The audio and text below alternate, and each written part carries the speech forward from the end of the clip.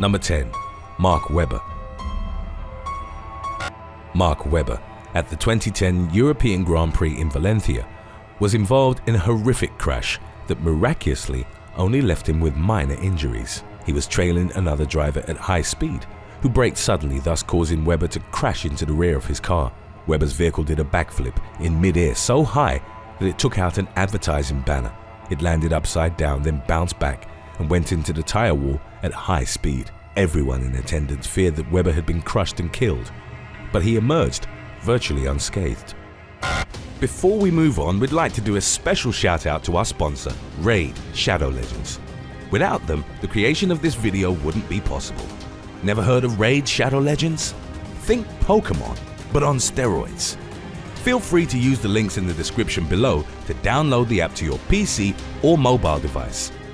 Raid Shadow Legends is a turn-based RPG that'll blow your mind. It takes place in a fantasy world with over 500 champions to collect and countless other artifacts to arm them with. You'll find yourself battling your way through a bunch of deadly dungeons, castles, and arenas. Who wouldn't want to play with this absolute beast, for instance? Look at his Hellraiser attack. Just look at it. Looking for a new champion to add to your roster? One way of doing so is to try your luck by opening up shards. This is truly exciting because you never know what's in there. We were lucky enough to add this beauty, this beast, and this cool champ to our team. Raid is constantly releasing new champions. Here's a sneak peek at some of their concept art. And speaking of beasts, get a peek of this guy. Tread carefully or he will kill you. If you sign up with the links below, you'll not only get 100,000 silver and 2 clan boss keys, but we'll also throw in 10 mystery shards and the Adjudicator champion for free. That's not all though. You'll also find extra rewards flowing into your inbox for the next 30 days. Number 9. Felipe Massa. In the summer of 2009, Felipe Massa was competing during the second qualifying round of the Hungarian Grand Prix. On a high-speed portion of the track, Massa crashed head-on into a tire barrier. The accident seemingly occurred without provocation. However, it was later revealed that Massa had been hit in the helmet by a suspension spring that had fallen from Rubens Barrichello's Brawn, who'd been seconds in front of him.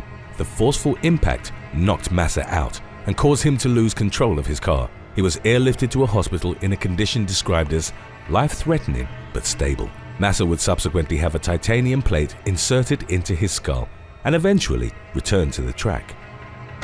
Number 8. 1961 Italian Grand Prix.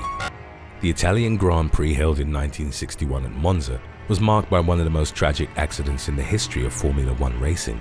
It was during lap 2 that German driver Wolfgang von Trips lost control of his Ferrari and collided with another driver's Lotus. Von Trips' car then rode up an embankment and crashed into a barrier behind which spectators were tightly gathered. The vehicle violently spun in mid-air and struck the crowd with great force.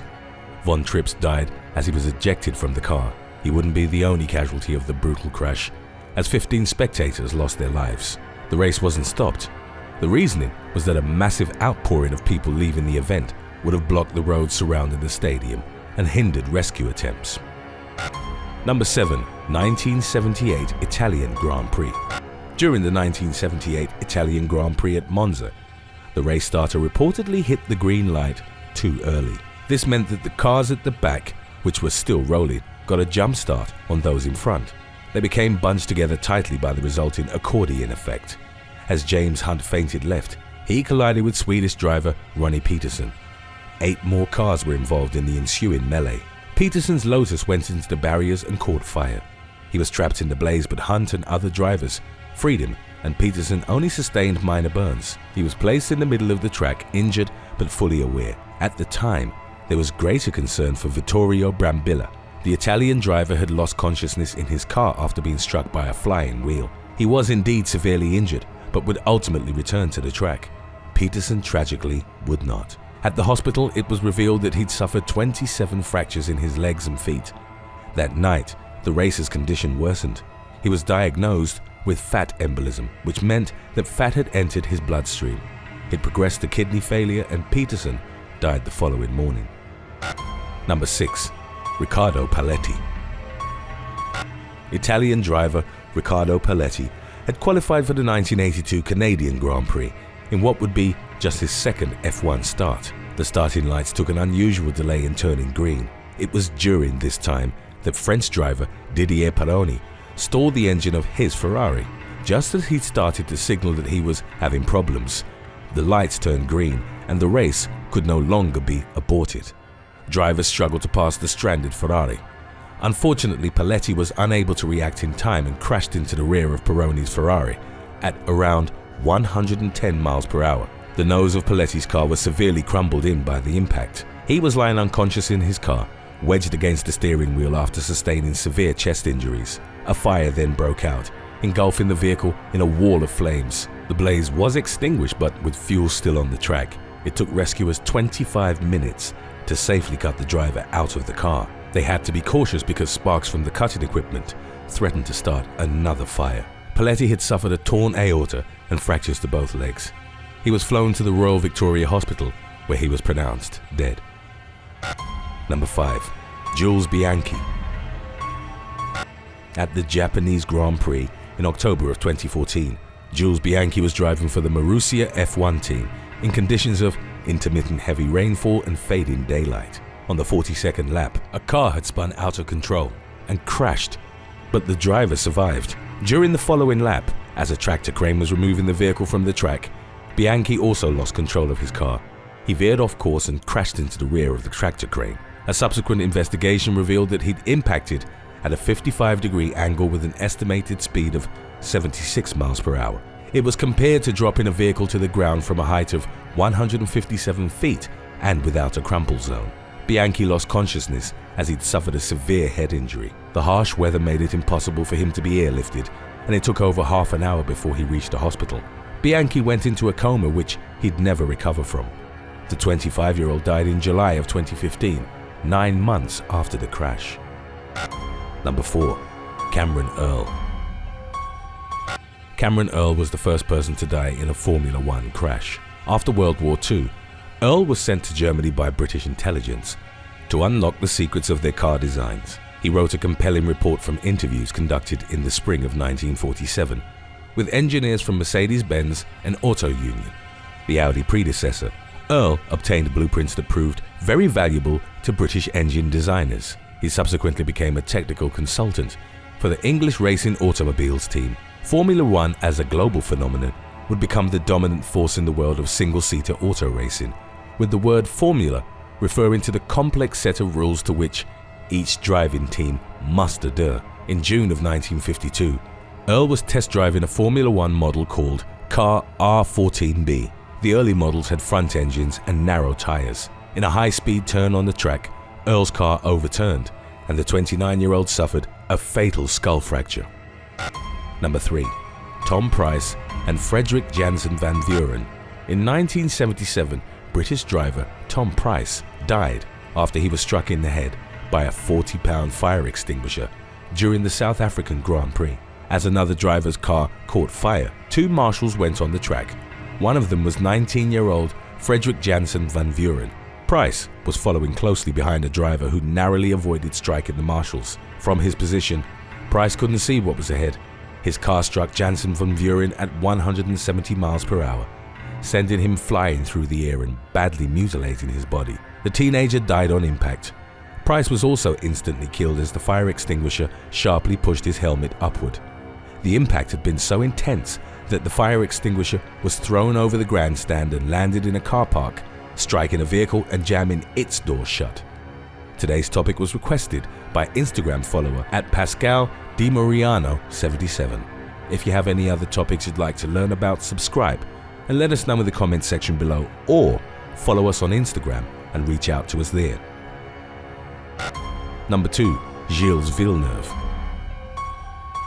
Canadian driver Gilles Villeneuve was an acclaimed racer who'd earned 6 Grand Prix wins and great popularity with the sport's supporters.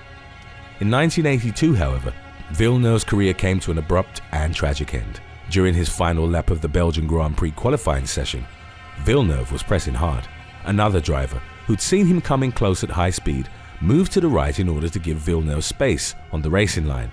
It was at that same moment that Villeneuve also moved to the right in order to pass the slower car. A collision ensued that sent the Canadian driver's car flying through the air at a speed of nearly 140 miles per hour. The car was airborne for about 330 feet before it nosedived into a devastating somersault, which tore it to shreds. Villeneuve, still strapped to his seat but no longer wearing his helmet, was thrown an additional 160 feet from the wreckage into a catch fence. When emergency personnel arrived, they found that Villeneuve's face was blue as he was no longer breathing. He'd suffered a critical neck fracture from which he never recovered. Number 1. Ayrton Senna and the 1994 San Marino Grand Prix. The 1994 San Marino Grand Prix is remembered as the darkest weekend in Formula One history. Ayrton Senna is viewed by many in the motorsports world as the greatest F1 driver of all time. Senna was not only statistically sound, achieving 41 Grand Prix wins, but also widely lauded for his qualifying speed over one lap and outstanding skill in wet weather.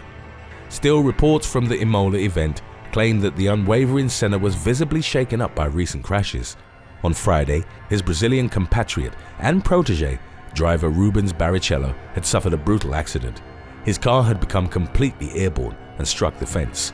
Despite reportedly being pronounced dead for 6 minutes, Barrichello ultimately survived with only a broken nose and arm. The following day, during the qualifying rounds, Austrian rookie Roland Ratzenberger suffered a fatal crash. The front wing of his car broke as he took a corner at 190 miles per hour and went into a concrete wall. On Sunday, a crash at the start line sent a wheel and debris into the main stand, injuring 8 supporters and a police officer. As the race resumed, during lap 6, Senna had a lead over F1 legend Michael Schumacher. Senna quickened the pace in lap 7, but as he turned the corner, he veered off track and struck a concrete wall at 145 miles per hour. The cause of the accident was subsequently deemed to have been a steering column failure. Senna suffered fatal skull injuries as his head was violently pushed back into the headrest. His death was considered a national tragedy in Brazil, and a crowd of over 500,000 lined the streets to watch his coffin pass. The crashes of the 1994 San Marino Grand Prix prompted significant safety improvements in F1 racing. Thanks for watching. Would you rather do a circuit lap in an F1 car with no prior training, or give your significant other the passwords to all your social media accounts? Let us know in the comments section below.